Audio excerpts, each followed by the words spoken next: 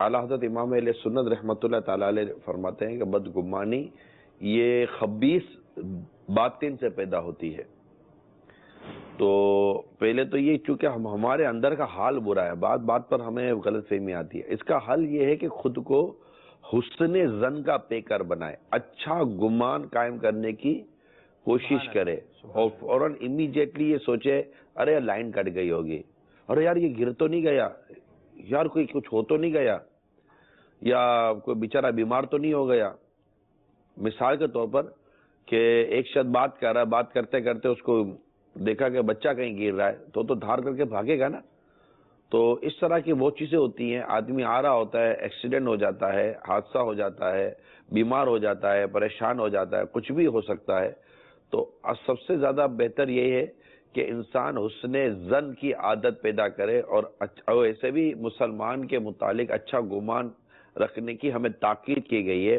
حسن الظن من حسن العبادہ، اچھا گمان یہ اچھی عبادت سے ہے، اور مسلمان کے بارے میں اچھا گمان رکھنا چاہیے۔ تو ہم اگر اچھے گمان کی عادت بنا لیں گے نا تو ہمارا گھر نہیں ٹوٹے گا۔ یہاں مطلب پرابلم یہ ہے ہماری محبتیں اتنی کمزور ہیں، اتنی کمزور ہیں ہماری محبتیں، دعوے ہم بڑے بڑے محبتوں کے پیار کے کرتے ہیں، میاں بیوی کو 20 15 سال ہو گئے، 10 سال ہو گئے، اتنا عرصہ ہو گیا، تعلقات کو اتنا عرصہ ہو گیا، لیکن ہم اتنے کمزور ہیں کہ کوئی ہلکی سی غلط فہمی ہماری محبت کے شیشے کو توڑ کر رکھ دیتی ہے۔ ہلکی سی غلط فہمی، اعتماد نہیں کرتے۔ اچھا پھر بدقسمتی کے ساتھ ہم جس سے محبت کرتے ہیں، جس سے پیار کرتے ہیں، جس سے ہم تعلق قائم کرتے ہیں، اس کو آزماتے ہیں۔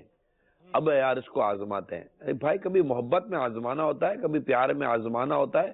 یا تو اعتماد ہے تو آزمائش کیوں، آزمانا کیوں؟ اگر آزمانا ہے تو اب تک تم کو اعتماد نہیں آیا۔ تو ہمارے یہاں جو ہے نا یہ الٹی سیدھی ہم چالیں چل رہے ہوتے ہیں۔ اللہ تعالیٰ کی رحمت پر نظر رکھنی چاہیے، اور اپنے مسلمان بھائیوں کے ساتھ حسن ظن رکھنا چاہیے، ماں باپ کے ساتھ اچھا گمان رکھنا چاہیے، بیوی بچوں کے ساتھ اچھا گمان رکھنا چاہیے، اسپیشلی نیک بندوں کے ساتھ، اور اس میں بھی اسپیشلی اپنے پیر و مرشد کے ساتھ ہمیشہ اچھا گمان رکھنا چاہیے۔